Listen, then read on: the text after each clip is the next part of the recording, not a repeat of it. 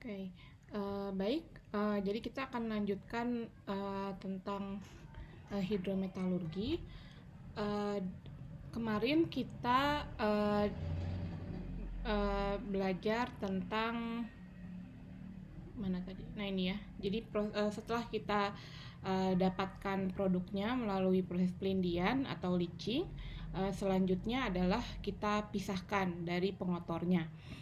Bisa menggunakan selective precipitation yang kemarin sudah dibahas, atau yang kedua adalah menggunakan ion exchange, atau baik dalam bentuk liquid atau solid ion exchange ya, pertukaran ion, maupun dalam bentuk solvent extraction. Jadi ini menggunakan bahan-bahan kimia.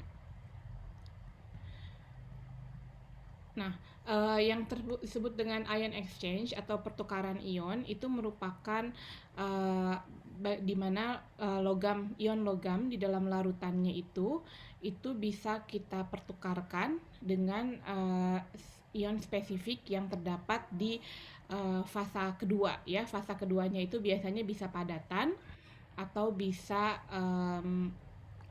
cairan gitu ya. Di teknik kimia memang sudah tidak diajarkan lagi tentang ion exchange ya, adsorpsi. Namun kalau dulu sih ada ya, dulu ada tentang pertukaran ion, tentang kolom adsorpsi gitu. Jadi biasanya dia bentuknya berupa kolom gitu ya. Kolomnya bisa misalnya bisa kolom resin gitu ya. Yang paling gampang misalnya aduh kalian belum ini ya, belum ke lab ya. Kalau di lab itu kalian pernah lihat ada yang tahu namanya desikator nggak? Nggak tahu ya. Kalau di lab Tahu Bu. kimia dasar ada ya tempat nyimpan bahan ya.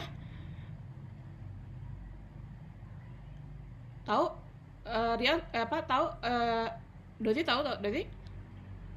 Ya, ya Ya Bu, kayak pernah lihat yang kaca bentuknya ya yang gitu. gitu ya Ya bentuknya. yang depan, yang tengahnya agak gembung, yang bawahnya agak tipis itu. Ya, terus biasanya nih kita menyimpan Ya. sampel di sini gitu ya.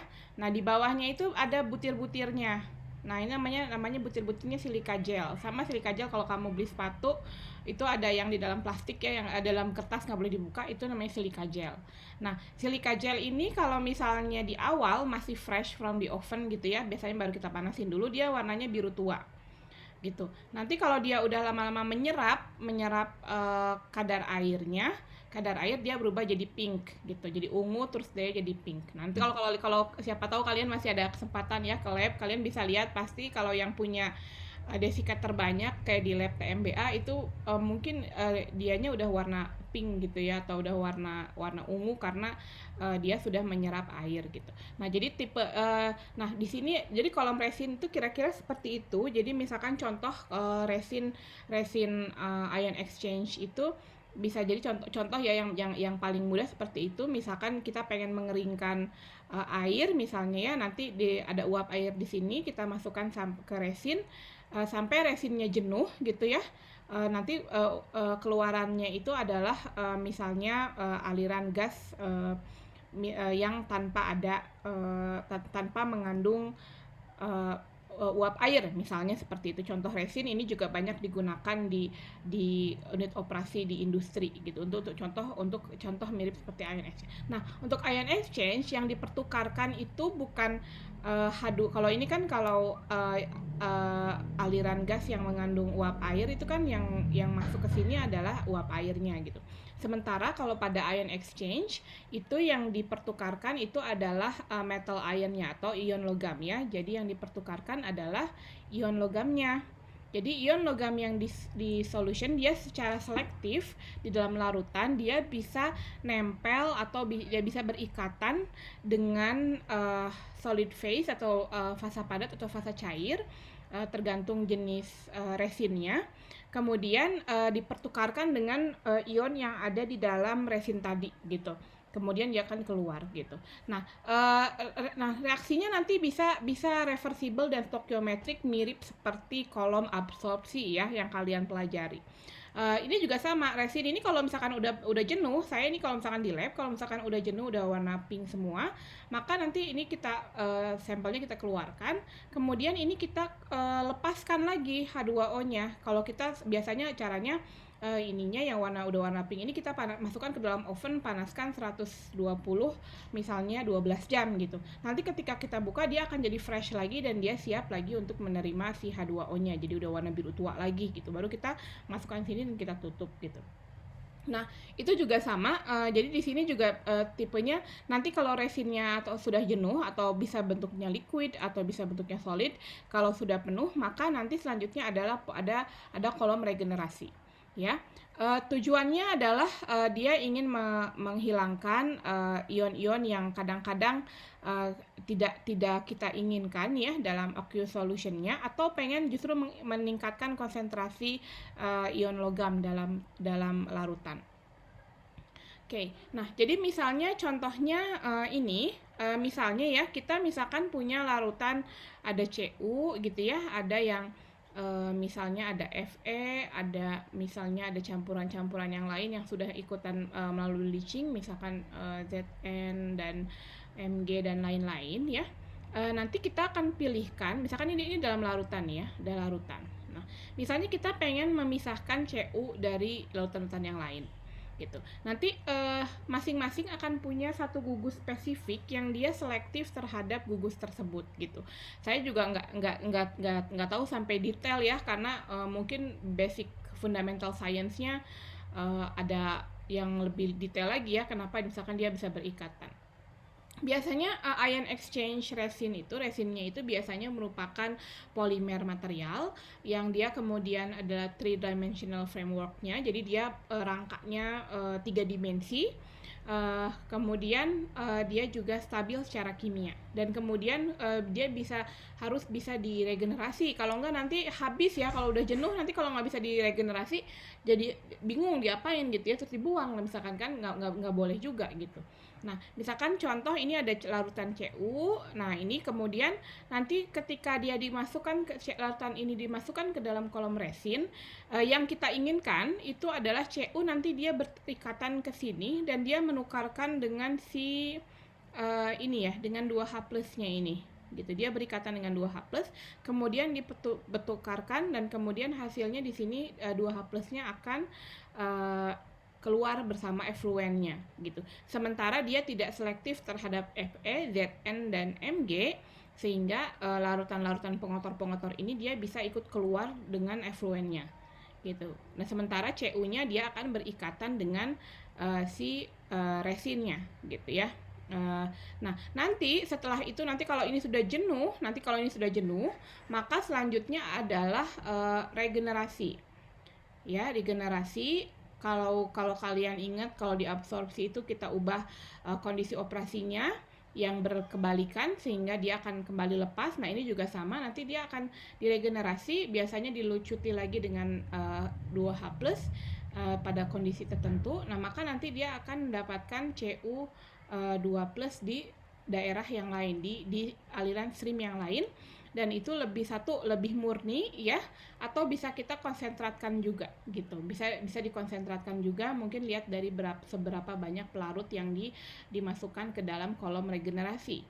Nah, jadi hasilnya kita akan dapat Cu yang lebih murni dan mungkin bisa lebih pekat gitu ya, konsentrasinya bisa lebih tinggi, dan sementara Fe2 plus, Zn2 plus, misalnya Mg2 plusnya ini bisa pindah keluar di efluen.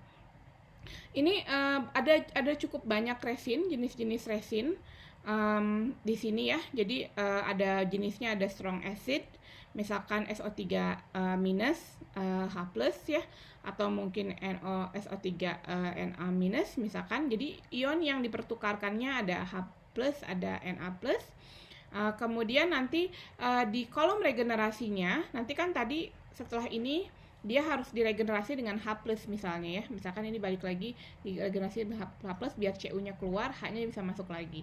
Ini bisa menggunakan H2SO4 atau menggunakan HCl ya di sini. Atau mungkin kalau dia dalam bentuk labil ionnya adalah Na plus, maka resin generation-nya adalah menggunakan NaCl atau brine. Ya. Kemudian ada juga yang jenisnya adalah weak acid atau asam lemah atau basa lemah, menggunakan COOH atau NH+ gitu ya, atau mungkin pakai basa kuat gitu ya. Ini ada rentang-rentangnya.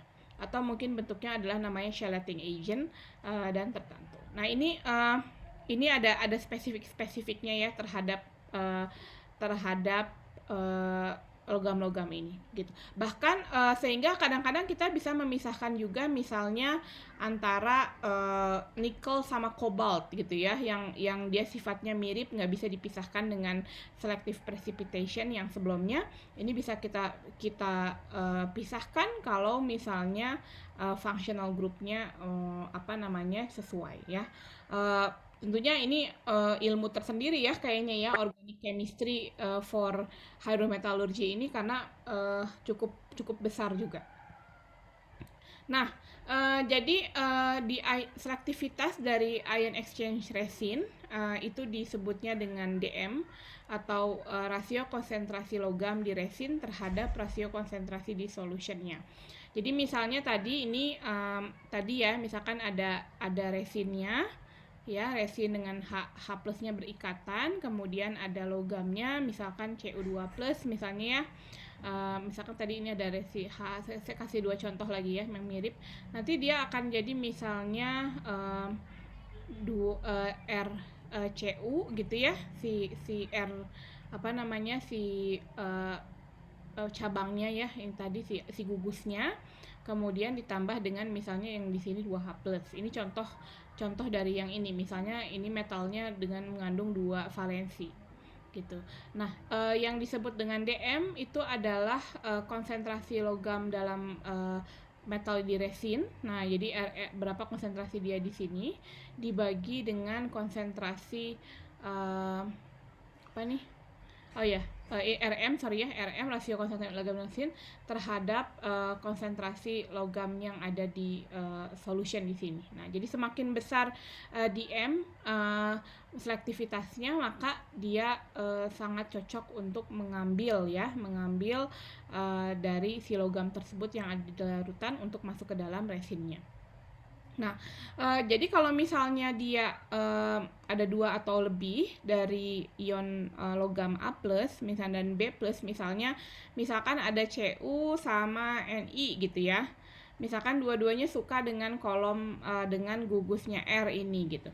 Nanti ada namanya koefisien selektivitas, di mana misalkan itu equal to rasio konsentrasi yang si ion A, misalnya Cu2 plus dengan ion Ni. Kalau misalnya kita punya dua jenis logam, kemudian selektivitas koefisiennya jauh lebih besar, misalkan yang A terhadap yang B, maka si site-nya itu ya, adsorption site-nya itu, si situs adsorpsinya, dia akan lebih senang menempel sama yang A untuk menempel di situs adsorpsinya dibanding yang B. Maka itu biasanya sering digunakan. Namun kalau misalnya selective coefficients-nya mirip-mirip atau hampir sama gitu ya, dA per dB-nya hampir sama, hampir menuju 1, berarti artinya A dan B-nya ini berkompetisi untuk ikut masuk adsorption site, maka kita sebaiknya mencari jenis gugus yang lain, begitu.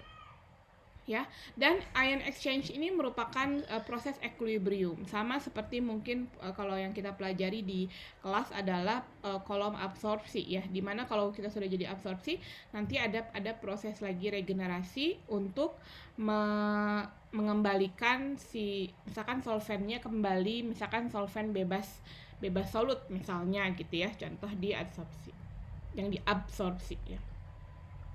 Nah, di sini juga ada order selectivity atau urutan selektivitasnya. Misalnya ada HSO3H group itu, misalkan ini jauh, ini ada kecepatan dia diadsorpsi ya, bukan menempel, di adsorpsi ada thorium, Fe, Al, Ba, Ca, Co, Ni dan sebagainya gitu. Jadi kalau misalkan kita punya campuran yang cukup jauh gitu ya, misalkan antara ada Fe sama Zn gitu. Nah, ini kan cukup jauh gitu ya. Mungkin dengan SO3 group ini si Fe-nya akan lebih nempel ke atau lebih teradsorb di kolom adsorpsinya gitu. Adsorpsi ion exchange-nya, sementara Zn-nya keluar bersama effluent. Kemudian kalau grupnya adalah COOH itu order of selectivity-nya adalah H+, Ca2+, Mg2+, dan Na+. Kemudian ini ada amin group kali ya, dua-duanya amin group, jenis-jenis amin group. Ini adalah order selectivity-nya gitu. Nah, jadi secara umum resinnya itu lebih milih ion with large charge ya, jadi dengan plusnya, jadi 3+ lebih baik dari 2+ daripada Na+. Kemudian ion-ion yang besar, jadi ion iodium yang lebih besar itu, dan Cl dan F itu lebih besar. Kemudian ion yang yang lebih sulit untuk terkompleks mungkin ya, yang seperti Ag, NH+, dan H+. Nah, jadi di sini ada gambar atau skema tentang leaching. Jadi kalau misalkan kita punya fresh solution di awal itu, jadi mungkin pertama mungkin segini gitu ya, kedua segini gitu, terus ketiga segini, terus keempat segini, terus segini. Nah, kemudian maka di sini sambil jalan, maka pertama dia akan memenuhi ke sini dulu ya. Jadi dia akan bertukar, misalkan tadi yang yang RH ditambah M jadi, dan logam ya, jadi Rm ditambah H+ misalnya ya. Nah, ini si Rm-nya ini lama-lama mulai dari atas kemudian sampai kita bisa menghitung kapan misalnya ya sampai bawah sini. Kemudian selanjutnya masuk ke yang kedua adalah treated. Nah, kemudian nanti dari sini kalau misalkan sini sudah habis ya mungkin nggak ada ya. Kalau misalnya ya bisa kadang-kadang ini bisa ada dua kolom atau 3 kolom yang seri gitu. Nah, selanjutnya adalah yang ini disebutnya adalah loading. Artinya kita memberikan fresh solution dan keluarnya adalah treated solution. Jadi solution effluent yang sudah tidak mengandung logam yang nempel ke resin gitu ya. Ini padat ya ceritanya, ini padat gitu ya. Jadi cuman yang kena ini adalah di sini. Nah, kemudian selanjutnya adalah dia akan mengalami regenerasi. Nanti kalau ini sudah penuh, kemudian fresh solution-nya akan pindah ke yang step berikutnya. Sementara yang bagian kolom yang sudah penuhnya ini kita balik dengan menggunakan stripping solution. Jadi misalkan tadi dengan H+, tapi kita balik ininya ya, reaksinya dengan untuk seperti ini menjadi RH ditambah M+ gitu. Sehingga di sini kita ada diambil lagi, dibalikin lagi untuk kita jadi M+-nya. Namun M+-nya di sini sudah tidak mengandung pengotor yang ada di dalam fresh solution karena pengotornya kan dia udah ke bawah ya, udah ke treated solution. Begitu. Nah, begitu juga nanti kalau sudah habis, sudah sampai habis misalnya ya, nanti kerannya dimatikan, strippingnya selesai, kemudian dia bisa masuk ke step berikutnya yaitu di loaded lagi gitu ya. Kemudian atau misalnya yang kedua adalah jenis, misalnya ini kalau seperti kromatografi sih ya. Jadi kalau misalkan ada dua logam gitu ya, mungkin kadang-kadang yang satu ke bawah ke sini, yang satu ke bawah ke sini ya, jenis-jenis separation illusion seperti menggunakan kolom kromatografi. Nah, jadi di sini ada di sini ya. Pertama, jadi kalau kita lihat di sirkuitnya itu biasanya ada tiga kolom. Jadi yang pertama adalah solution with valuable ion gitu ya. Nah, dengan ion yang kita inginkan. Kemudian nanti dia lama-lama habis ya di sini. Kemudian resinnya akan dari atas ke bawah sampai di sini resinnya penuh dengan ion logam yang kita inginkan gitu ya. Nah, setelah itu di sini maka masuk ke kolom desorpsi, di mana kolom resin yang sudah dimasukkan dengan ion-ion yang berharga itu di stripping, diregenerasi menggunakan desorption solution ke sini. kemudian kemudian di sini ada produknya gitu ya. Nah, ini kalau misalkan resinnya dalam bentuk cair, di mana nanti kalau udah selesai si resinnya dia akan masuk juga ke wash column untuk menjadi fresh resin lagi. Jadi resinnya siap lagi untuk dipakai untuk mengabsorb solution tadi gitu ya. Itu contoh yang biasanya digunakan di industri. Nah, ini contohnya di sini misalnya ada ion exchange dari uranium ya, leach liquor uranium. Jadi liquor itu kalau di luar negeri tuh bilangnya liquor tuh minuman keras ya, liquor. Tapi sebenarnya kalau liquor tuh ya larutan yang mengandung komponen-komponen itu sebutnya juga leach liquor ya. Jadi kalau kayak di pengolahan gula gitu kan ada mother liquor gitu, itu sebenarnya itu. Tapi kalau misalkan di Australia itu dibilangnya liquor tuh minuman keras ya, itu istilah aja ya. Nah, jadi misalnya di sini kita punya ion exchange resin. Jadi resin penukar ionnya digunakan untuk mengupgrade. Nah, jadi kita ingin upgrade larutan liquor yang dia encer asalnya, jadi hanya 0,1 sampai 2 gram per liter solut. Nah, ini kan rendah banget ya, berarti 10 pangkat minus 3 atau 10 pangkat minus 4 lah molar gitu ya. Jadi sangat rendah konsentrasinya. Mungkin ketika kita pengen mengendapkan itu butuh kita konsentratkan dulu gitu. Nah, ini didapatkan dari acid leaching dari uranium deposit. Maka yang selanjutnya kita lakukan adalah kita kontakkan dengan di proses ekstraksi, di proses ion exchange-nya itu. Ini misalkan dengan menggunakan gugus R2SO4. Nah, ini adalah ion exchange-nya ya, ion uraniumnya yang didapat dari acid sulfate leaching, dari leaching dengan asam sulfat. Nah, kemudian dia akan berikatan dengan si UO2 ini, uranium oksida gitu ya.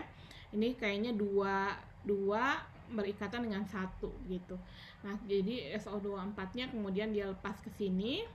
Nah, kemudian setelah nanti lama-lama kita akan penuh produk punya resin yang penuh dengan produk ini, R4UO2SO4 3 kali. Selanjutnya adalah kita masukkan ke proses stripping, di mana dia dilucutkan oleh misalnya gas atau misalkan oleh cairan yang mengandung Cl- gitu, sehingga dia akan menggantikan dan masuk ke dalam sini, sehingga dia menjadi 4RCl ya. Ini kan R-nya juga ada 4, jadi 4RCl di sini. Sementara dia keluar lagi di bagian strippingnya. Nah, namun perbedaannya walaupun kok kayaknya reaksinya bolak-balik ya, Bu. Iya, bolak-balik karena ini dari sini ke sini. Namun di sini kan ada pengotor-pengotor yang lain ya, atau mungkin juga dia larutannya encer. Nah, di sini dia bisa mendapatkan larutan yang lebih pekat gitu. Nah, sementara si loaded loaded strippingnya atau loaded resinnya itu kita regenerasi, kita cuci ya, kita backwash dengan ini H2SO4, dihangat H2SO4, maka dia akan menjadi kembali R2SO4 ditambah 4HCl. Kemudian ini dipakai untuk kembali ke ekstraksi, sementara ini dipakai nanti untuk regenerasi, untuk masuk ke strippingnya begitu ya. Nah, jadi ekstraksi dari anion dari liquor itu dilakukan pada pH 1 dan 2, kemudian resinnya dicuci dengan larutan klorida ya di tahap 2 ini. Yang ini kemudian nanti resinnya diregenerasi dengan treatment dengan acid solution. Nah, sehingga di akhir kita akan mendapatkan larutan yang lebih pekat yang hanya mengandung UO2 sulfatnya ini gitu ya, seperti. Nah, kemudian yang berikutnya tadi setelah ion exchange adalah solvent extraction, liquid extraction. Ini bahasanya mirip ya, sebenarnya sama dengan bahasan ketika mungkin yang tingkat 4 sudah pernah tahun lalu, atau mungkin tingkat 3 nanti baru akan masuk. Nanti masuknya adalah ekstraksi cair-cair ya. Di ekstraksi cair-cair, jadi kita lakukan juga ada pelarut ya, pelarut organik yang berupa cairan, di mana nanti dia juga akan ikut berikatan juga. Mirip sebenarnya ya dengan ion exchange, namun kalau di ekstraksi itu dia prosesnya lebih mengikat secara kimia gitu ya, ekstraksi kimia dan juga cair-cair. Kemudian reaktan-reaktannya biasanya ada macam-macam. Kadang-kadang mereka juga punya merek-merek dagang ya. Saya juga nggak tahu detail gitu ya. Mungkin beberapa kali baca paper-paper ada misalnya Cyanex apa gitu ya. Itu tapi semuanya itu adalah yang sudah komersial dan dia jualan pakai nama dagang. Kemudian ada dia biasanya merupakan organik molekul, kemudian terdiri dari organometalik kompleks dengan beberapa spesifik logam ion. Kemudian anion exchange reaktan itu ada satu kelas yaitu amin. Misalnya ini adalah cairannya yang mengandung amina, dikontakkan dengan HCl, dia jadi RNH3Cl. Kemudian dia jadi RNH3+ dan Cl-. Nah, jadi rule of thumb buat ekstraksi ya. Biasanya si organiknya tadi itu dia ada pembawanya gitu ya. Jadi ada biasanya sih ada organik dan aktif reaktan atau ekstraktannya. Kemudian ada juga inert carrier-nya yang sebagai pelarut. Kemudian ada total organic phase-nya sebagai solvent. Dan biasanya kita butuh 5-10% volume per volume dari ekstraktan di diluennya dan juga ditambah dengan sisa carrier-nya. Kemudian selanjutnya sama seperti di ion exchange, selain kita membutuhkan si prosesnya, kita juga membutuhkan stripping, di mana stripping ini merupakan digunakan untuk recovery ya dari metal value-nya dari organik, kemudian kita regenerasi dengan ekstraktin dari recycle-nya. Nah, jadi ini yang mana nih? Ini yang strippingnya. Oke, strippingnya bisa juga sebagai kalau ini masih ion exchange ya, jadi ada load liquid mungkin ya harusnya di sini ya, sebagai jadi untuk loading misalkan sama juga reaksinya jadi R2CU, kemudian dia adalah stripping gitu. Nanti proses-proses hitungannya juga sama seperti ekstraksi, pasti nanti ada berapa tahap ya, ada berapa tahap mixer settler, itu juga sama. Nah, jadi misalnya, nah ini ada contoh-contohnya. Ini misalkan prinsipnya, ini ada fase organik, kemudian dikontakkan dengan fase aqueous. Dan exchange reaktannya juga macam-macam ya, ada ferritic acid, naphthalate acid, ada diethylhexyl phosphoric acid. Nah ini masing-masing sudah ada, kadang-kadang sudah ada merek dagangnya ya. Jadi kayaknya kalau saya tidak tahu detail tentang ini, namun kalau misalkan memang kita ingin mendalami tentang ekstraksi, ya kayaknya memang ada banyak pertimbangan yang harus kita baca juga gitu. Waktu itu saya pernah beberapa bulan lalu ketika saya melihat studi ya, misalkan pemisahan tanah jarang atau rare earth metal, itu ada yang plant yang dia bisa sampai memisahkan 99 tahap gitu ya. Artinya ada 99 mixer settler yang digunakan untuk dari kontaknya agar dia bisa terpisah gitu. Jadi liquid ion exchange atau exchange technique, atau misalnya ini juga disebut juga liquid extraction. Kelebihannya adalah kalau kita bisa menemukan bisa menemukan fase organik atau fase yang reagen yang tepat gitu ya, kita tahu ilmunya, ini bisa memisahkan atau bisa secara selektif memisahkan komponen-komponen yang walaupun dia memiliki sifat yang sama. Misalnya ini ada PGM atau platinum group metals, ini biasanya dari biji itu kalau kita masuk misalnya di smelter gitu misalnya ya, dia akan masuk ke dalam fasa slag aja semua gitu. Ya kita tidak akan bisa memisahkan, misalkan oke, saya bikin furnace ini untuk mengambil platinum, kemudian ini mengambil iridium, ini rhodium, nggak bisa, dia semuanya ngumpul di slag. Pasti, atau mungkin kalau semuanya ikut ke dalam fasa logam, mungkin semuanya ikut ke fasa logam. Jadi dia tidak selektif di pyrometalurgi. Nah, namun kalau misalkan di hidrometalurgi dia relatif selektif gitu ya. Jadi kita bisa lakukan dengan slag leaching ya, kita leaching dengan dalam kondisi tertentu agar semua PGM-nya ini adalah larut semua. Nah, kemudian kita pisah-pisahkannya adalah menggunakan beberapa tahap gitu. Untuk misalkan platinum, palladium, iridium, rhodium, dan ruthenium, dan osmium gitu ya. Mungkin mirip juga dengan penelitiannya Fahri ya, Ari dan Esther. Ari bilang bahwa ternyata ada juga yang misalnya dilarutkan aja semua gitu ya, logam-logam bekas PCB, bekas hard disk, bekas waste elektronik gitu ya, di leaching semua. Nanti kalau udah di leaching bisa dipisah-pisahkan ya, betul, bisa dipisahkan dengan liquid extraction gitu. Itu juga bisa digunakan juga, dan dia lumayan selektif untuk berbagai logam. Oke. Baik, saya coba stop di sini dulu. Silahkan, apakah ada pertanyaan? Ada yang mau bertanya dulu atau yang ada yang ingin ditanyakan? Mungkin ada belum kurang mengerti dulu.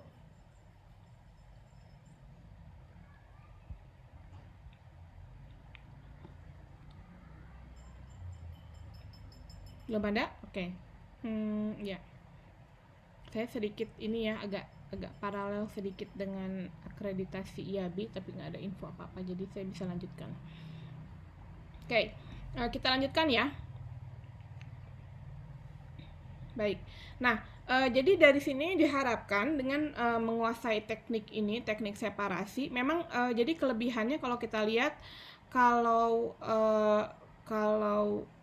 ion exchange atau ekstraksi, solvent extraction ya, atau misalkan kadang-kadang biasanya solvent extraction tulisannya ini, memang kelebihannya adalah dia selektif ya, jadi dia selektif, namun kekurangannya dia tentunya dia reagennya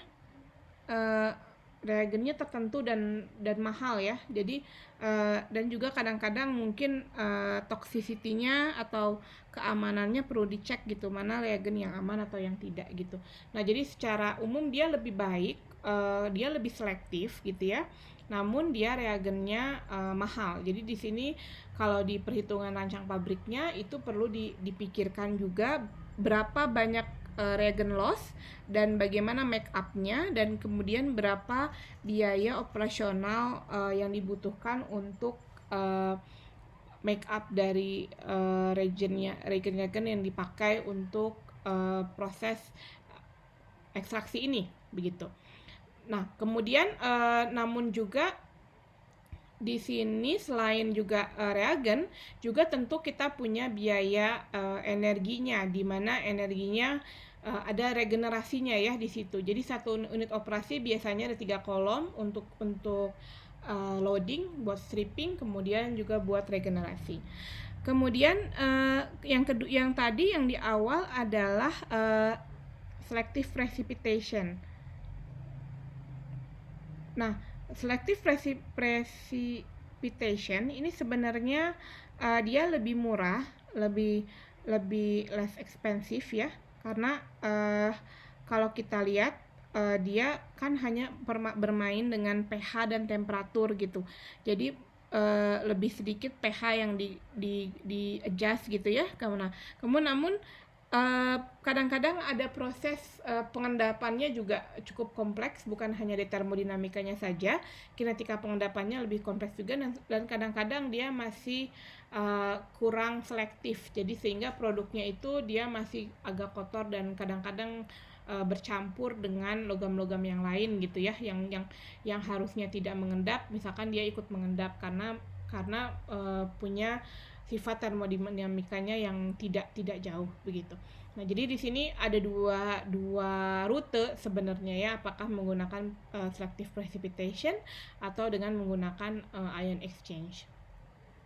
Nah, selanjutnya setelah tadi kita konsentratkan atau mungkin kita pisahkan dari pengotor dan kemudian kita tingkatkan lagi konsentrasinya menggunakan solvent extraction atau ion exchange. Selanjutnya adalah kita endapkan, yaitu dengan menggunakan ini masuk ke dalam compound formation. Kalau kita ingin produknya sebagai compound formation atau sebagai senyawa logam, ya. Kalau kita pengen senyawa logam, karena metalurgi ini pabriknya besar sekali ya, jadi panjang sekali dan seperti kita ketahui ada yang hanya produknya dia mainnya di hulu, ada yang bagian pertengahan, ada yang bagian yang di hilir gitu. Ini kita bagi dua, jadi pertama adalah kristalisasi dan yang kedua adalah chemical precipitation of metal compounds. Tadi menarik juga ya, tadi pagi, tadi jam 10:30 tadi saya ikut diskusi dengan visitasi IAB ya, dengan teknik metalurgi, pas banget ya, bicara tentang capstone design gitu. Kalau di teknik kimia kan semuanya dari bahan baku sampai jadi produk ya, walaupun ada yang teknik kimia, ada yang bioproses gitu, jadi dua jalur lah gitu ya. Nah, kalau di teknik metalurgi itu dia nggak bisa, katanya dari ujung ke ujung tuh dia nggak bisa, jadi dia bagi 3 perancangannya. Ada perancangan ada perancangan pengolahan bahan galian gitu ya.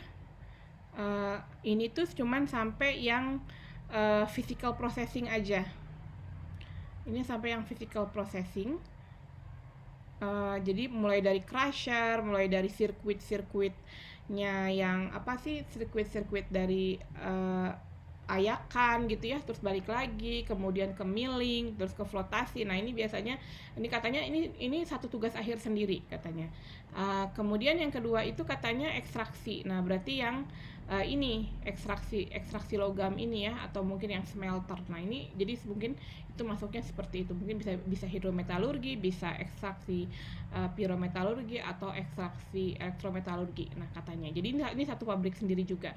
Dan terakhir katanya ada juga satu pabrik tentang pabrik ini alloy design ya, alloy design, mulai dari pengecorannya, kemudian pencetakan, kemudian nanti bahannya di rolling. Nah, itu jadi lebih ke hilir. Jadi ya itu makanya memang cukup luas ya, dan tidak bisa masing-masing punya spesifikasinya. Jadi contohnya memang ya seperti itu ya, beda sama di teknik kimia yang bisa dari ujung ke ujung lah kira-kira dengan proses yang tidak terlalu panjang.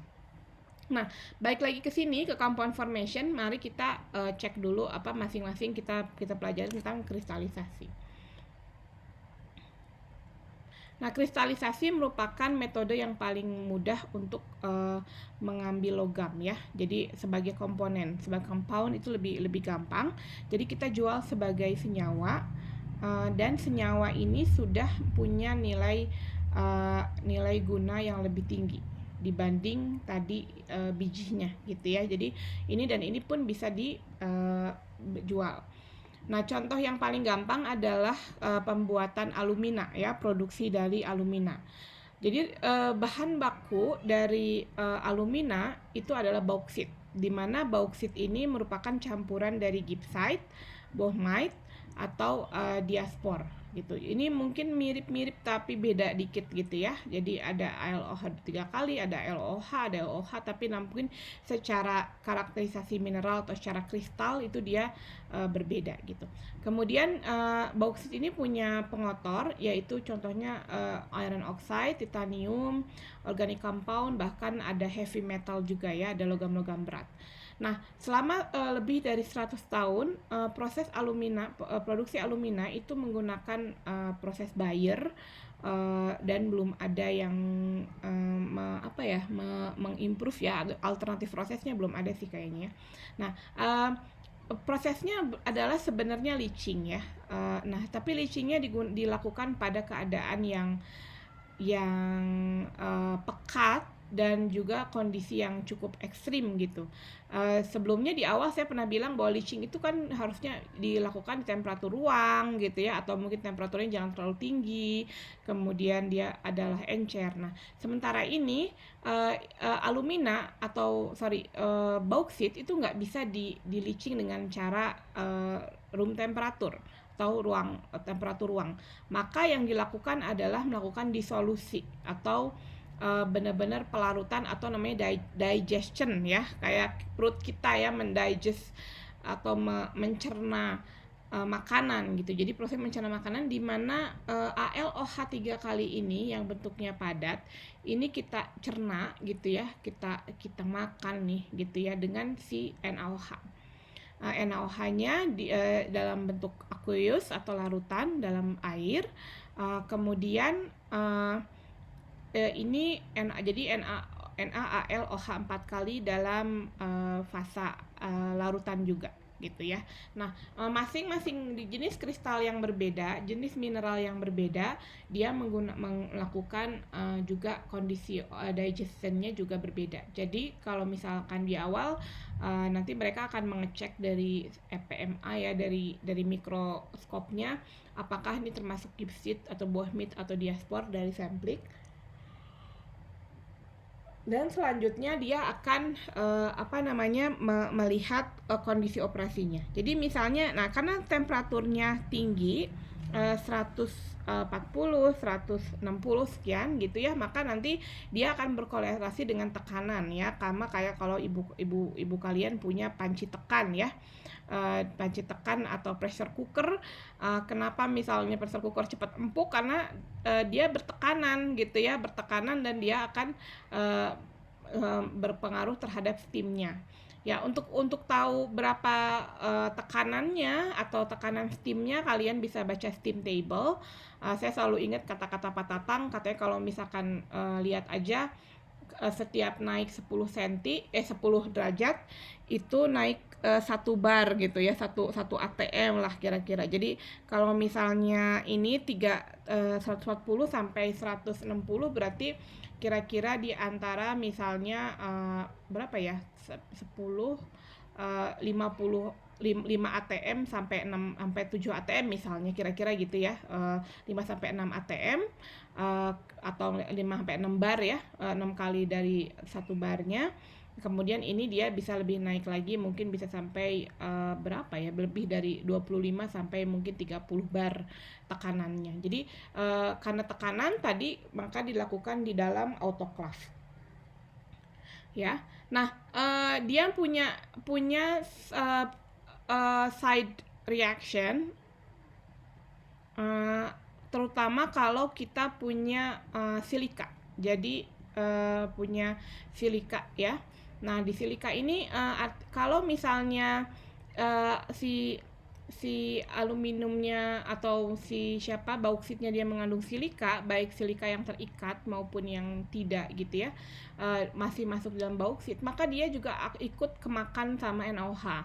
Dan NaOH-nya ini akan jadi NaALOH, dan juga di sini akan jadi natrium silikat. Nah, ini akan jadi natrium silikat. Natrium silikat ini nanti nggak bisa kalau di sini kan nanti dia natrium silikat ini nggak bisa ikut mengendap seperti NaOH, jadi NaOH 3 kali gitu, sehingga dia kadang-kadang bisa mengendap juga. Dia justru bakal lama-lama akan mengendap, dan mengendapnya itu masuk ke dalam sisa bijinya gitu, yang mengandung iron atau besi oksida atau titanium oksida gitu. Nah, kemudian silikanya nanti masuk ke dalam berpresipitasi, kemudian dia akan terpisah jadi red mud. Nah, jadi di sini kalau ada silikanya banyak, maka dia akan menghilangkan NaOH, kemudian 0,86 ton Al2O3 juga akan hilang dengan adanya soluble silika gitu. Dulu saya punya penelitian dengan pembimbingnya dari Dr. Edi Sanwani di metalurgi. Waktu itu dengan mahasiswa angkatan 2012 ya, mereka lakukan reverse flotation. Jadi bauksit di Tayan itu, bauksit di Tayan waktu itu dia mengandung silikanya cukup tinggi ya, lebih dari 5%, bisa sampai 20% kalau nggak salah. Nah, jadi kita coba pisahkan secara fisik dulu, namanya pakai reverse flotation waktu itu ya, reverse flotation. Dimana justru kalau reverse flotation, kalau produk biasanya diambil di bagian float, tapi yang diambilnya sebenarnya silikanya di bagian atas gitu waktu itu dengan Pixel ya 2012 dan Agus gitu ya kalau nggak salah 2012 juga gitu. Di situ mereka ngerjain flotasinya, kemudian memang bisa mengurangi si silikanya tersebut. Jadi sebenarnya ini sebisa mungkin kita hilangkan dulu silikanya agar tidak ikut memakan gitu. Kalau yang lain nanti di sini ALOH-nya, NaOH-nya nanti bisa kita recycle. Kenapa? Karena nanti setelah ini kita akan lakukan pengendapan di mana dia akan jadi ALOH 3 kali yang lebih padat ya, hidroksida yang padat yang terpisah dari pengotor-pengotor, ditambah dengan NaOH, dan sementara NaOH-nya bisa dikembalikan ke sini gitu. Jadi dia sebenarnya NaOH-nya ini bisa di recycle. Oke. Nah, ini contoh foto ya dari pesawat nih kayaknya ya. Red mud ini nggak kelihatan nih ininya, kayaknya plane-nya ya, enggak sih, kayaknya mungkin ininya di mana red mud ini merupakan cukup banyak ya yang dapat dilakukan. Nah, nanti kemudian nanti dari kita akan dapatkan ALOH kita akan dapatkan ALOH 3 kalinya. Kemudian nanti kita pisahkan gitu ya. Kemudian nanti ini dipresipitasi lagi jadi alumina. Nah, jadi dia jadi alumina ditambah H2O kali ya. Coba sama nggak dia? Mungkin ininya 2, terus ininya 6, ininya 3, mungkin ini 3H2O, kira-kira gitulah ya. Jadi nanti kemudian setelah itu kita presipitasi aluminanya. Nah, ini merupakan kita endapkan dalam bentuk senyawa ya. Kita endapkan dalam bentuk senyawa untuk menjadi butir-butir alumina. Nah, jadi secara umum di sini kita coba lihat dari sini. Jadi tadi bauksitnya seperti berupa tanah merah gitu ya. Tanah merahnya cukup di crushing aja sebenarnya, dan kalau misalkan masih bisa dipisahkan silikanya itu, terutama untuk di Tayan ya, di Kalimantan Barat itu ada cukup banyak silikanya, ada juga yang dipisahkan gitu. Kemudian nanti kita ini lakukan ekstraksi atau leaching atau digestion ya, atau si Bayer proses tadi ya. Nah, kemudian dengan menggunakan NaOH dari recycle atau merupakan dari make up, dari tambahannya ya. Nah, kemudian setelah diekstraksi, kemudian ini ada pencucian dan dipisahkan, maka nanti di sini nanti di sini akan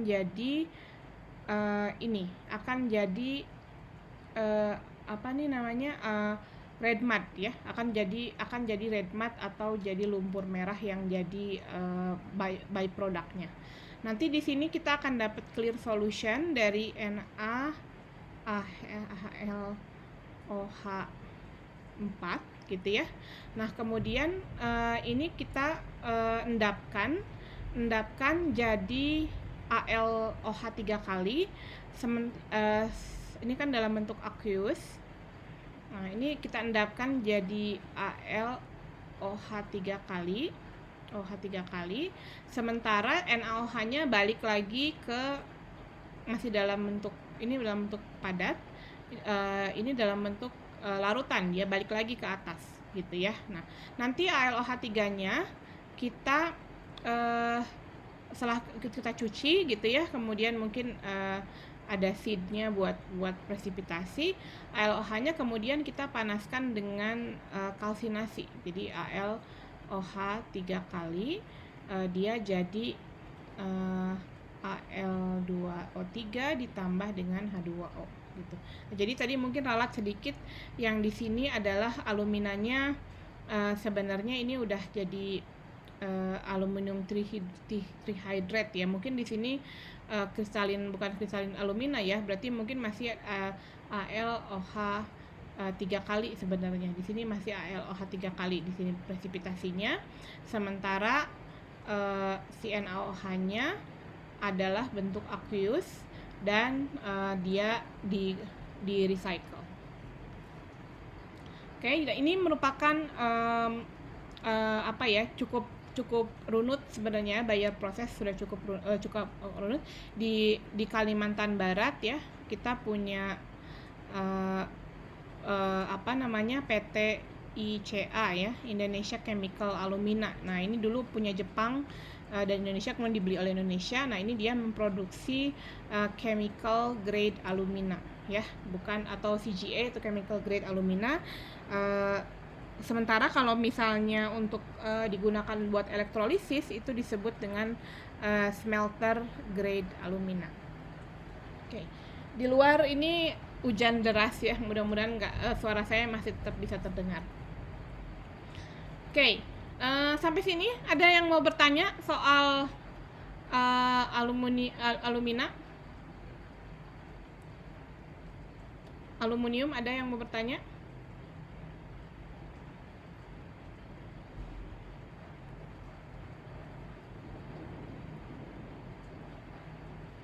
Nggak ada? Oke. Di Indonesia sendiri alumina itu juga smelternya juga sudah nambah ya, bukan hanya di Kalbar, tapi juga terakhir itu ada juga di Bintan. Bahkan di Bintan itu udah masuk KEK ya, di kawasan ekonomi khusus. Kawasan ekonomi khusus ya, di situ ya baru berdiri Bintan smelternya untuk memproduksi, mungkin sudah bisa smelter grade alumina biar dia untuk memproduksi aluminium begitu. Oke. Nah, jadi ini buyer proses, kemudian dilanjut lagi. Ini yang selanjutnya adalah contoh lain chemical precipitation ya. Kalau misalkan dari metal compound, ini juga contohnya bisa juga pakai gas gitu ya. Ada juga misalnya chemical precipitation, misalnya Ni ya, larutan Ni itu kita di bubbling dengan gas H2 gitu misalnya. Ini seperti kalau kalian lihat di slide pirometalurgi yang cukup lama, itu reduksinya menggunakan gas hidrogen gitu ya. Kalau lihat di diagram Ellingham itu bisa juga seperti itu. Tapi mungkin bisa juga menggunakan EPH diagram juga, sebenarnya sama saja ya tipe-tipenya untuk memprediksi kondisi operasinya. Nah, oke. Nah, kemudian selanjutnya kita lanjutkan, atau mungkin itu yang tadi masuk gas metal production ya. Selanjutnya adalah produksi logam dari hidrometalurgi. Nggak banyak sebenarnya ya. Biasanya produksi logamnya kalau baik nggak pirometalurgi, kalau nggak biasanya elektrometalurgi melalui proses elektrolisis. Tapi ada juga, misalnya contohnya adalah namanya proses sementasi. Dia adalah reduksi ion logam dari logam lain yang dikenal sebagai sementasi ya. Jadi dia lebih ke kita endapkan di katodanya. Jadi Mn+ larutan ditambah dengan elektron jadi M0 gitu ya, atau logamnya. Untuk reduction potensial, kalau reduksi biasanya kita pakai delta G sama minus nRT ln K gitu ya. Tapi ini juga bisa digunakan menggunakan ini juga dengan reduksi elektrokimianya. Jadi ini juga delta E sama dengan min RT per NF ln, ini sebenarnya K juga gitu. Jadi nanti ada hubungannya antara potensial elektrodanya dengan diagram energi Gibbs-nya. Nah, ini sebagai contoh, misalkan kita punya koper, kemudian 1-2 kg per meter kubik, kemudian ingin kita endapkan, maka kita dikontakkan dengan logam iron. Nanti dia akan mengendap sebagai Cu, sementara Fe-nya akan dikorbankan. Ini seperti anoda korban gitu ya. Jadi equilibriumnya adalah 10⁻26 untuk K-nya ini. Dan semua copper itu bisa diambil dari solutionnya. Jadi sementasi itu merupakan electrochemical, reaksi elektrokimia, dan salah satu contoh dari corrosion reaction. Oke, selanjutnya ya ini sebenarnya tadi walaupun presipitasi ya, tapi sebenarnya ini bisa disebut juga dengan metal production.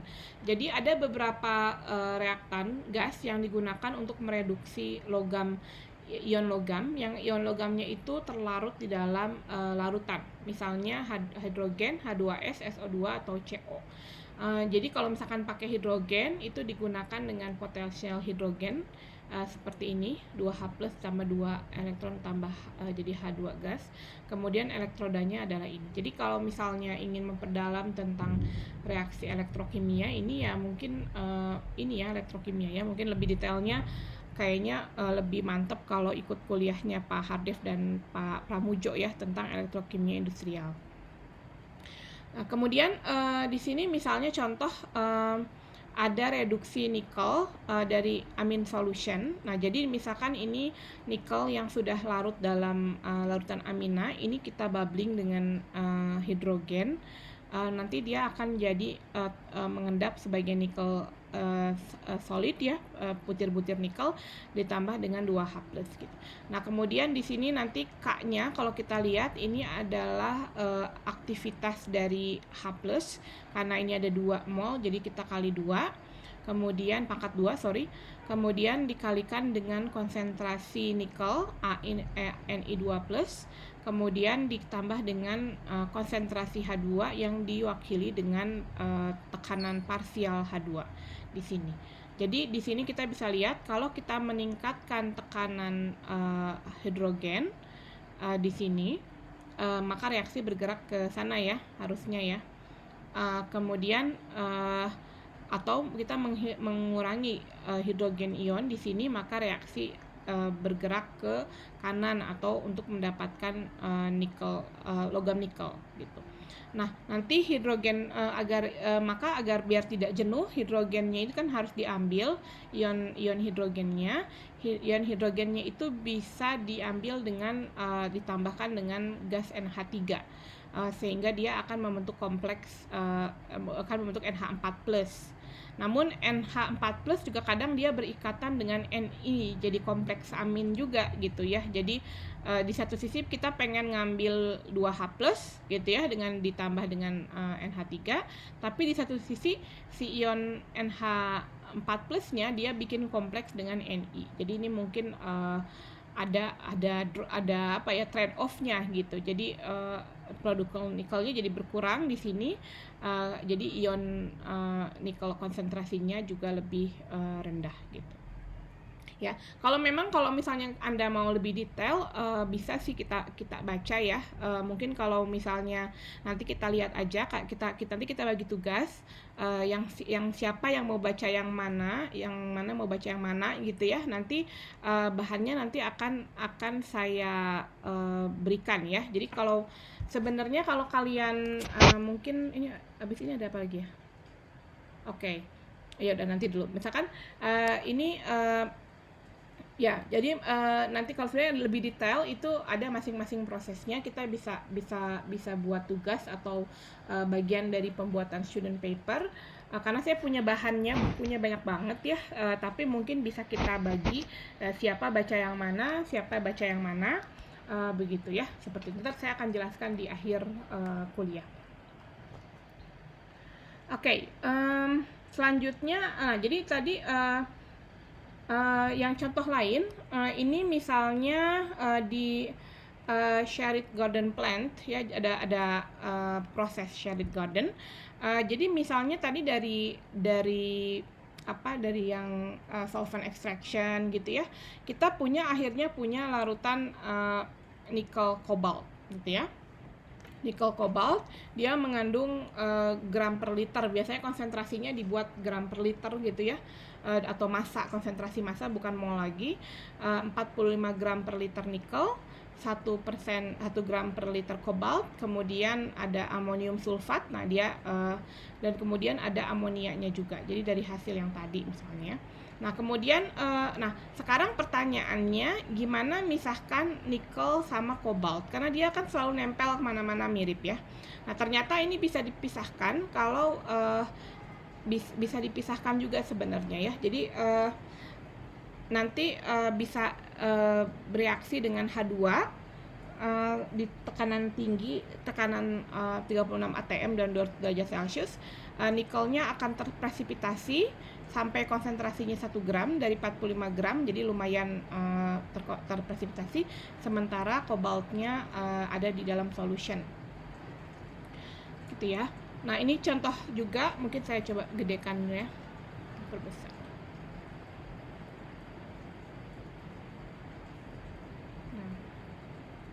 Nah, jadi di sini contoh kita bagaimana akhirnya kita bisa memisahkan antara nikel dan kobalt. Jadi di sini ada pregnant solution, nikel CO sulfat. Mungkin tadi salah tulis di sini ya, bukan sulfide ya, tapi ini sulfate. Oke, nah ya. Nah, di sini kemudian nanti dia larutannya berasal dari leaching dengan oksigen dan H2SO4. Di sini kemudian kita reaksikan di ekstraksi di sini. Kemudian di sini kita menggunakan solvent extraction. Ini ada yang masuk ada yang kena dengan, ada yang nempel gitu ya, yaitu kobalt terhadap organic solvent, sementara si nikelnya ini dia nggak nempel dengan kobalt. Nah di sini dia dimana dia terpisah antara nikel dan kobaltnya tadi. Jadi nikelnya tetap di fasa aqueous atau fasa larutan akuatik dari sulfatnya tadi, sementara CO-nya atau kobaltnya ini dia akan terloaded atau akan diserap ya, atau nempel dengan organic solvent. Nanti di sini kobalt dia akan di stripping ya, larutan organiknya balik lagi. Nah kemudian baru CO-nya di larutan lagi dengan sulfat di sini, dengan larutan aqueousnya, sehingga di sini kita akan punya di sini kita akan punya COSO4 solution ya. Nah di sini CO4 solution. Nah di sini kita punya NiSO4 solution.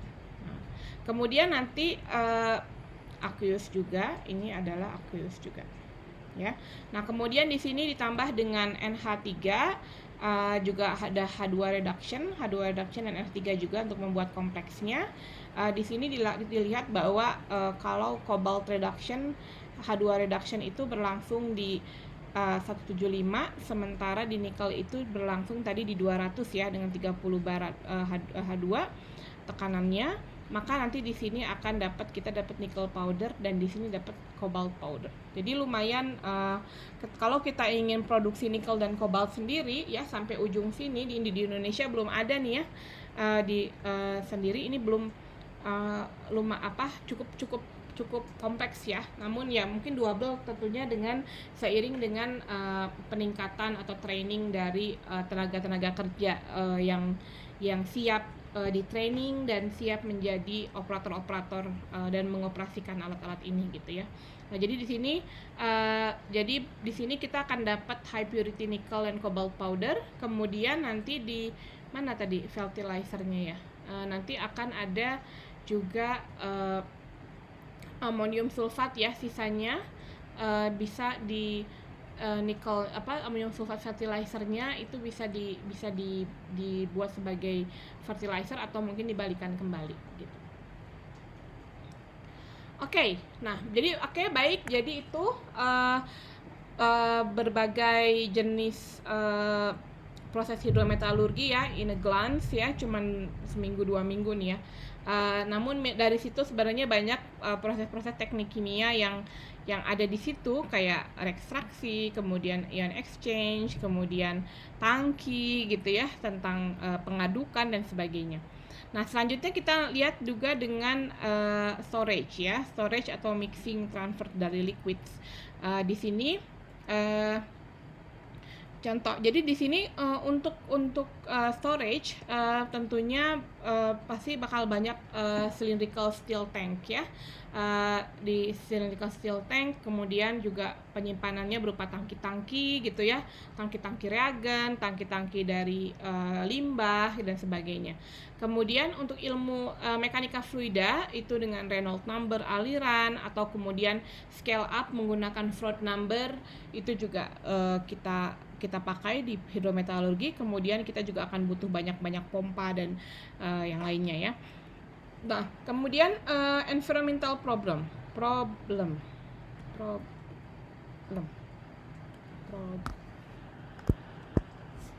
Oke, ada yang bisa nebak nggak? Apa saja environmental problem yang berkaitan dengan hydrometallurgical process? AAT mungkin, Bu. Apa? AAT? Sorry, saya nggak kedengeran. Ya, Apa? halo. Ya, halo.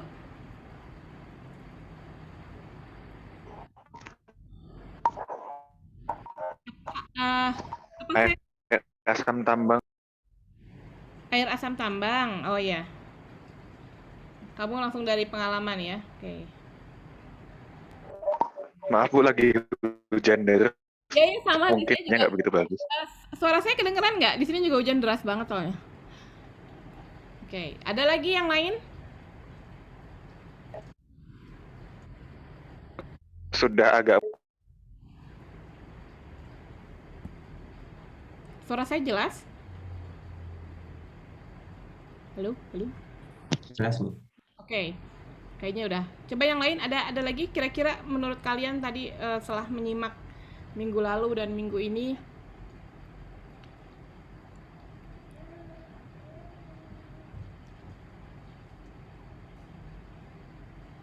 apa saja masalah lingkungan yang terkait hidrometalurgi?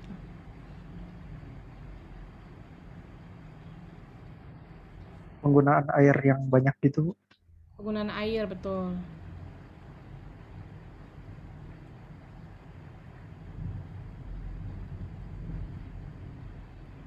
Terus apa lagi? Ada lagi nggak?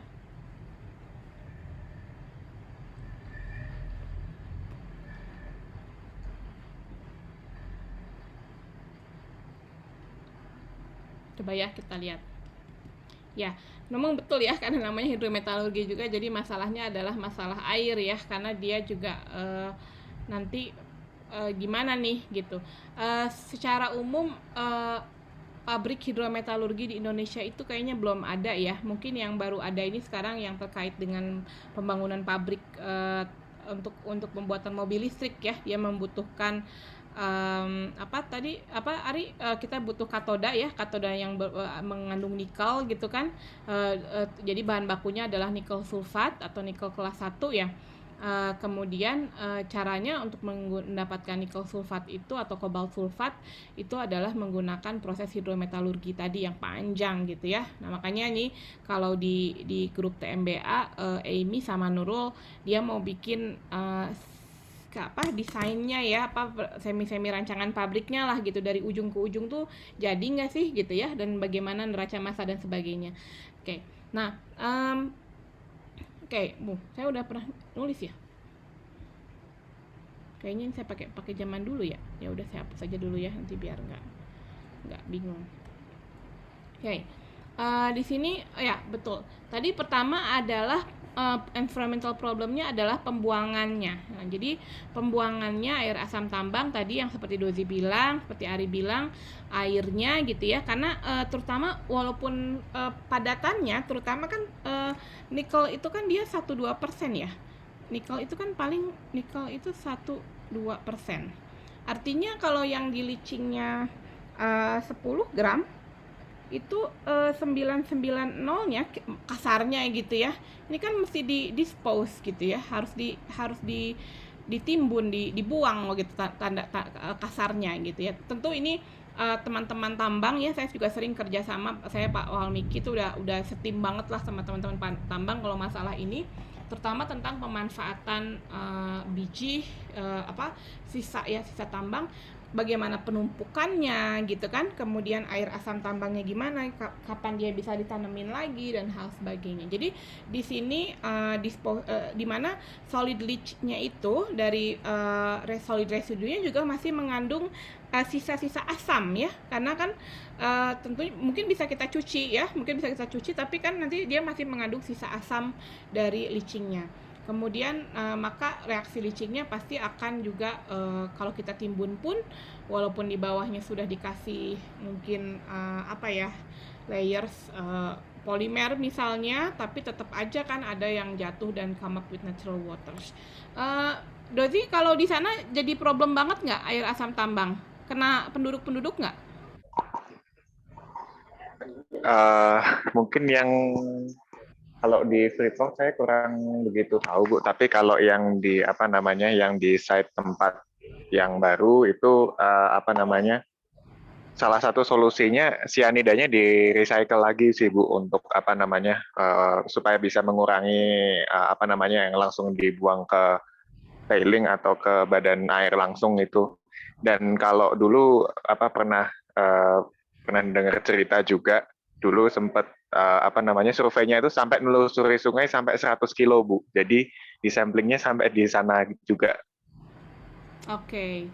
Ya betul ya. Jadi untuk memastikan sianidanya terdeteksinya sampai mana gitu. Jadi biar supaya mengetahui sebaran kandungan-kandungan asamnya sampai di daerah mananya. Mungkin dulu pernah seperti itu ceritanya Bu. Oh ya, itu yang di Freeport apa yang di Nusa Tenggara? Bukan Bu, dulu ini yang di Tanzania Bu. Dulu ada Bapak pernah pengalaman di sana. Oh oke, dia pengolahan emas ya? Iya. Oh iya Iya. betul. Ya, kemarin saya juga jadi tahu prodi-prodi lain ya. Bulan September akhir tuh saya juga ikutan visitasi akreditasinya oceanografi ya. Ada juga ternyata mereka banyak yang kerja di tambang yang di Nusa Tenggara itu tambang emas juga.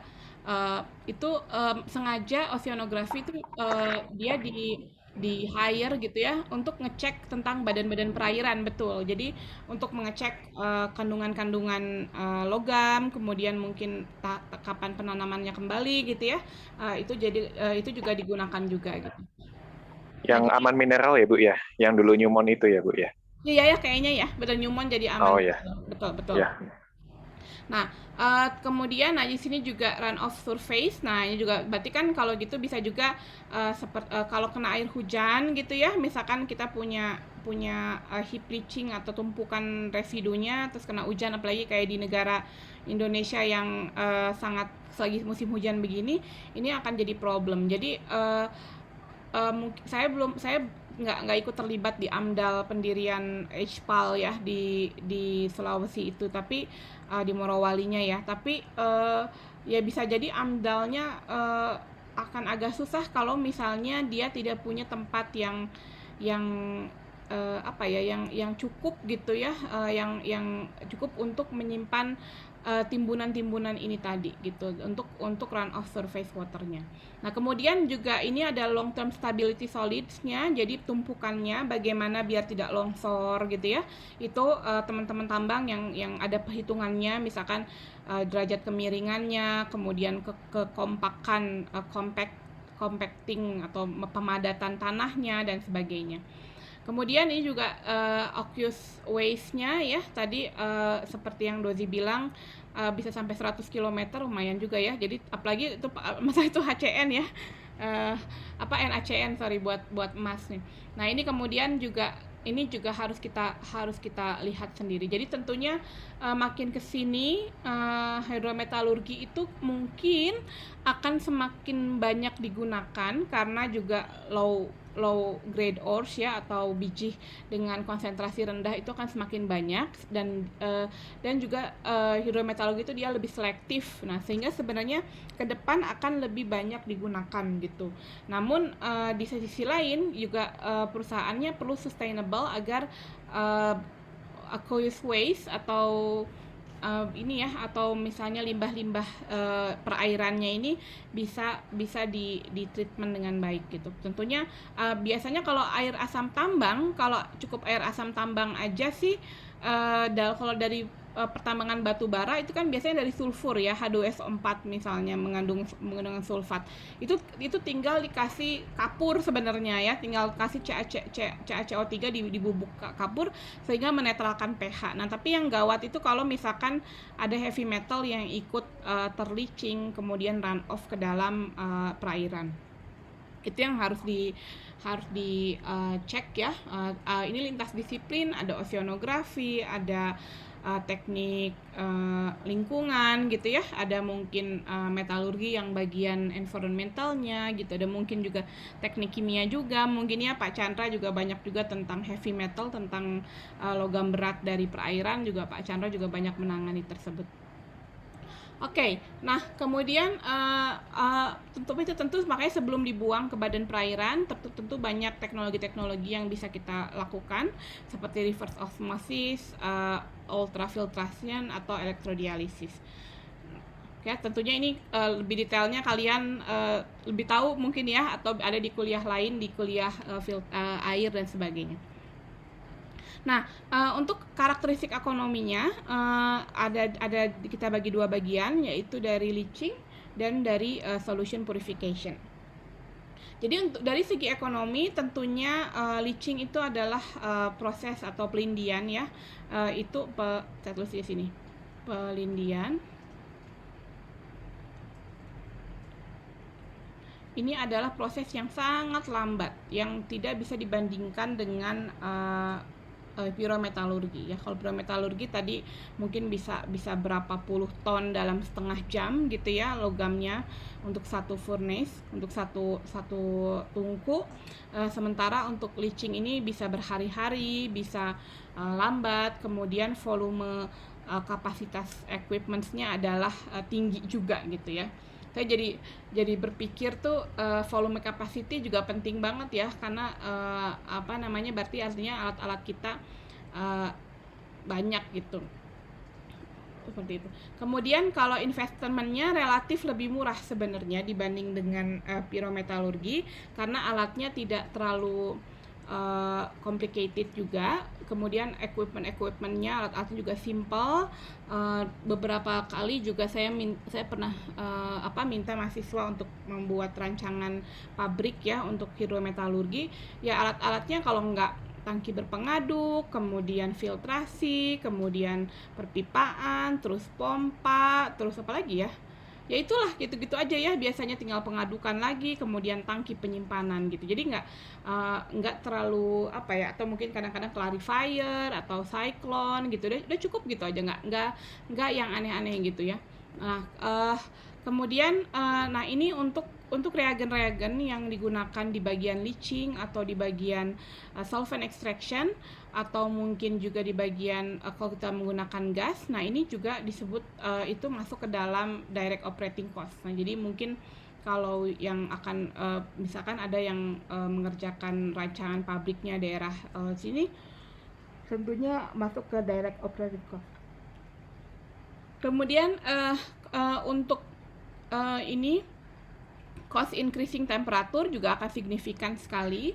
Kemudian juga kalau tentunya juga kalau kita naikkan temperaturnya buat misalnya kita lakukan di autoclave gitu ya, tentunya dia akan jauh lebih mahal ya dibandingkan yang tidak gitu ya. Kemudian yang least energy intensive itu adalah bacterial leaching, tapi tentunya dia rate-nya juga sangat rendah juga, dan mungkin bergantung dari perlu care ya yang lama. Mungkin bacterial leaching karena dia makhluk hidup juga, sama kayak kita merawat tanaman, merawat apa, jadi itu take care-nya harus lebih detail. Nah, kemudian fundamental cost-nya adalah pertama comminution. Semakin kecil ukuran partikel yang akan kita comminution ini pengecilan ukuran ya, pengecilan ukuran. Semakin kecil comminution atau pengecilan ukuran yang kita perlukan untuk proses leaching, proses leachingnya akan lebih efektif, tapi biaya cost-nya itu adalah eksponensial untuk comminution ya. Di bagian physical processing kita sudah pernah melihat dia semakin rendah, dia eksponensial gitu ya, dia naiknya gitu. Nah, kemudian juga liquid solid separation juga semakin dia kecil, itu makin susah alat-alat untuk pemisahannya.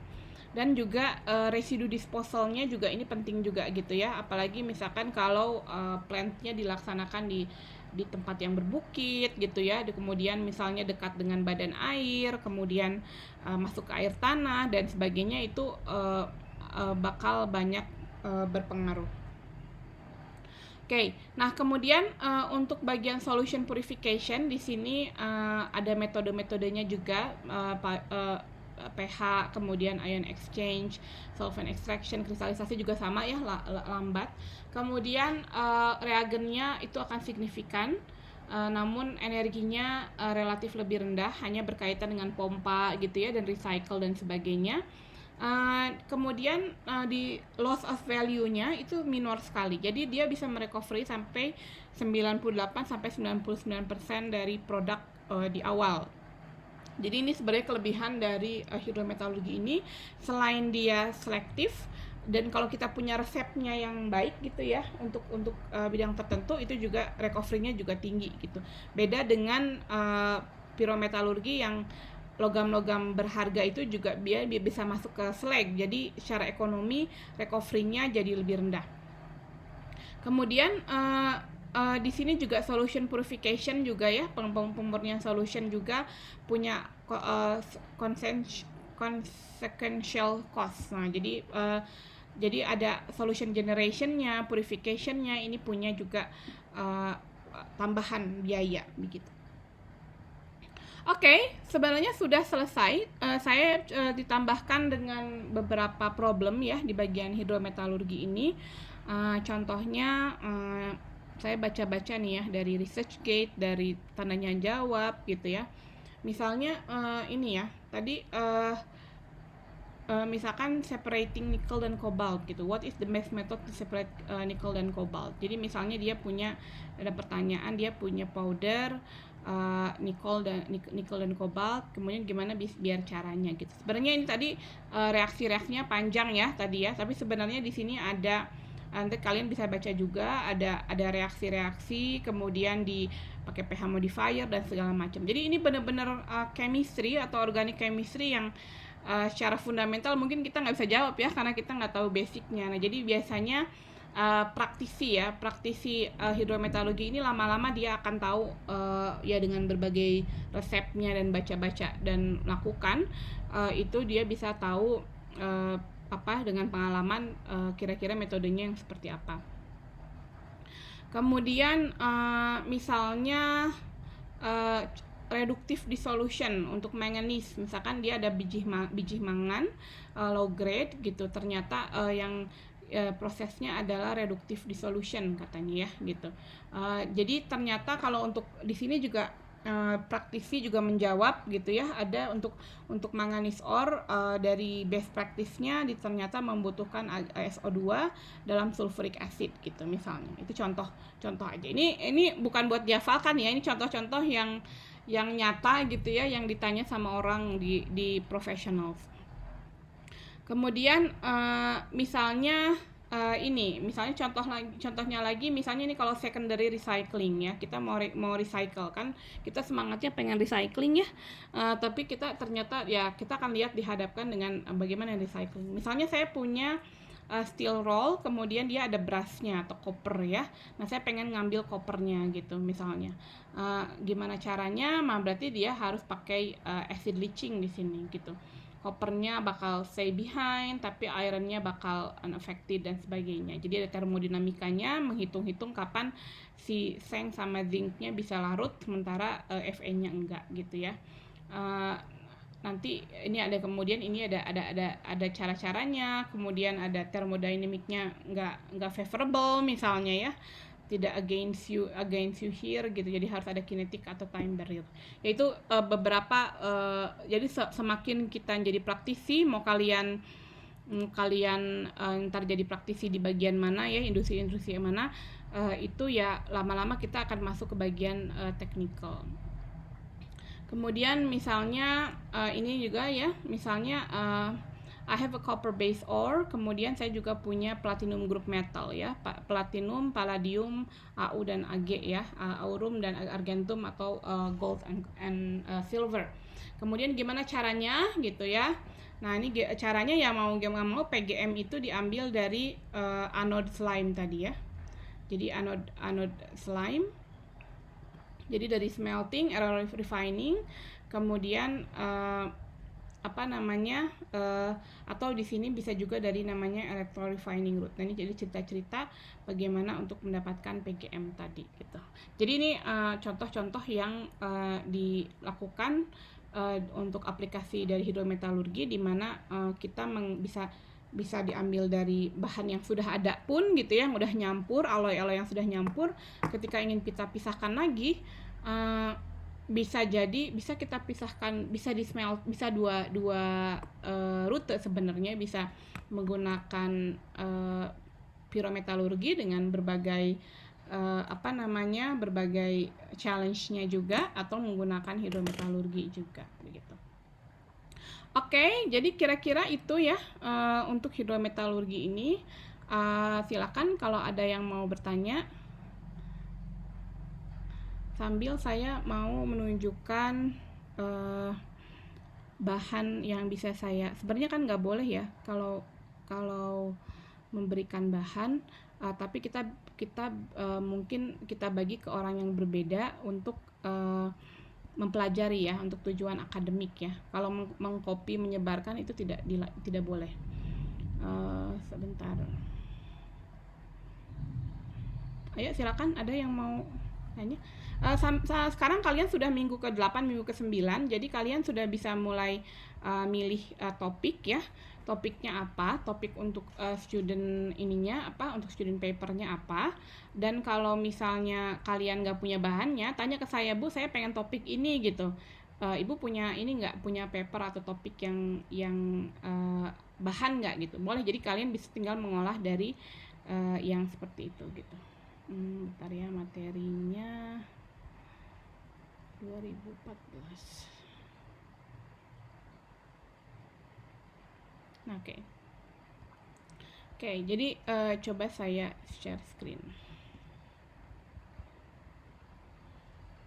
Nah, jadi dulu tahun udah lama sih ya. Jadi saya dulu tuh masih mungkin kalian bisa juga lihat, bisa dicek ya di Elsevier. Di sini ada dua treatise, ada buku namanya Treatise of Process Metallurgy. Dia ada tiga jilid. Saya juga downloadnya, mana tadi, Treatise of Process Metallurgy. Saya juga download dari ITB, dari perpustakaan ITB gitu, pakai, nggak tahu sekarang masih bisa apa enggak ya. Namanya Treatise of Process Metallurgy, ada 3 volume, volume 1, volume 2, volume 3. Kalau nggak salah di publishnya di 2013 atau 2014. Nah, di sini di bagian yang ketiga ini udah berupa proses, jadi kita bisa pilih siapa yang mau yang mana gitu ya. Di sini mulai dari electric steelmaking gitu ya, atau misalkan mau cobalt, nikel gitu ya, atau mau aluminium, mau hidrometalurgi, mau bio, mau rare earth gitu ya, atau platinum group metal dan yang lain. Saya coba ini ya, mungkin, nah saya gini aja, saya akan nah ini ya, saya akan screenshot. Kalian boleh pilih dari sini atau pilih dari yang lain gitu ya, atau mungkin mau topik yang lain juga boleh, mau topik penelitian kalian juga boleh. Nanti kita masukkan ke ini ya, itu akan jadi topik kalian gitu. Jadi misalkan, Bu, saya pengen lihat silicon production misalnya, atau saya pengen lihat lebih ke energy resource atau sustainability misalnya. Saya boleh pinjam yang ini nggak Bu? Jadi mungkin nanti saya akan berikan yang chapter ininya saja untuk ke kalian gitu, untuk nambah-nambah, untuk jadi basis untuk membacanya gitu. Nanti kalian bisa tambahkan lagi literatur sesuai dengan keperluan gitu ya. Oke. Nah, untuk yang sampai sini dulu, di sini dulu, ada yang terpikir atau masih milih-milih? Masih milih-milih kali ya? Masih berpikir, Bu. Masih berpikir. Oke, kalau gitu saya akan masukkan saja ke assignments-nya. Ini cukup lama ya, jadi kita sampai akhir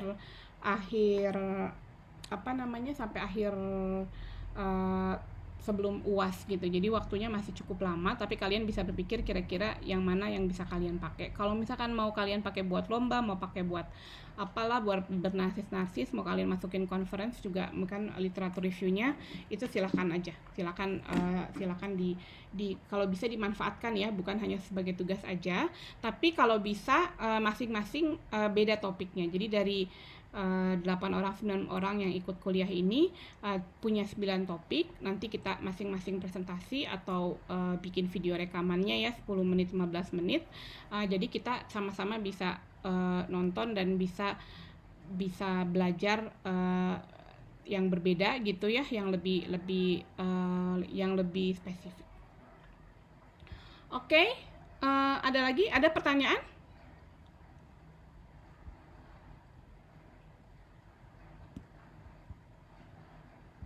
Nggak ada? Oke. Kalau tidak, mungkin kita cukupkan sekian. Saya nggak pernah ngasih tugas ini kegampangan apa keseringan ya? Atau gimana? Senang apa enggak? Atau enggak? Kalau menurut kalian tugasnya kurang, boleh ya ntar saya kasih tugas ya.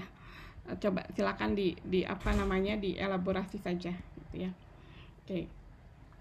Oke, baik. Kalau gitu kayaknya cukup sekian untuk hidrometalurgi ini. Tentunya nanti kita akan ada latihan-latihan lagi, kita bahas UTS yang lama nanti setelah kita baca, kita masuk. Jadi minggu depan itu hari Senin,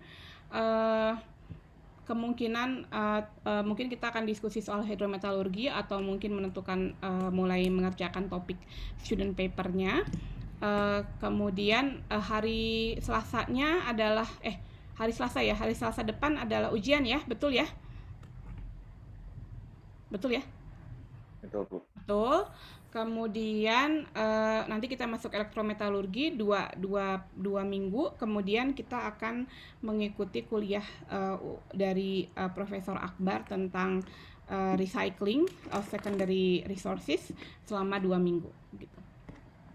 Oke, kalau gitu terima kasih kalian atas perhatiannya, atas telah menyimak, dan kita akan ketemu lagi insya Allah minggu depan.